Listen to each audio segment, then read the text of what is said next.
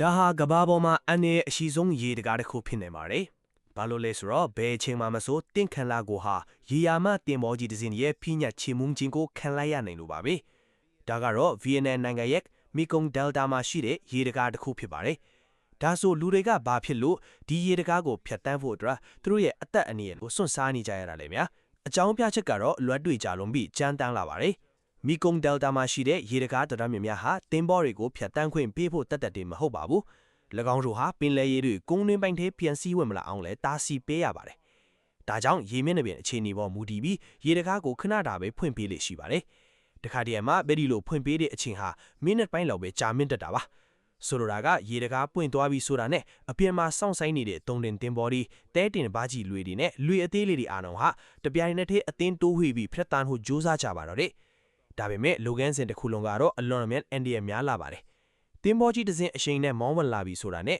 ရေစည်းကြောင်းကအဲ့ဒီတင်းမောရဲ့ပယ်ပိုင်းကိုဘေးဘက်ကိုတွန်းပို့လိုက်နေပါတယ်။အကယ်၍၎င်းရဲ့နောက်ကတင်းမောကအချိန်မီမရက်နိုင်ဘူးဆိုရင်အရှိကလူဟာတင်းမောကိုယ်ထည်နဲ့ကွန်ကရစ်နေရန်ကြားမှာညှက်မိအသက်ဆုံးရှုံးသွားနိုင်ပါတယ်။မကြသေးမီနှစ်တွေအတွင်းမှာတော့ VNM နိုင်ငံဟာစားငံရေဝန်ဆောင်မှုနဲ့ရေကြီးရေရှုံမှုတွေကိုဖြေရှင်းဖို့အတွက်ပုံမကြီးမားတဲ့ရေတကားကြီးတွေကိုအမှန်တကယ်တိဆောက်ခဲ့ပါတယ်။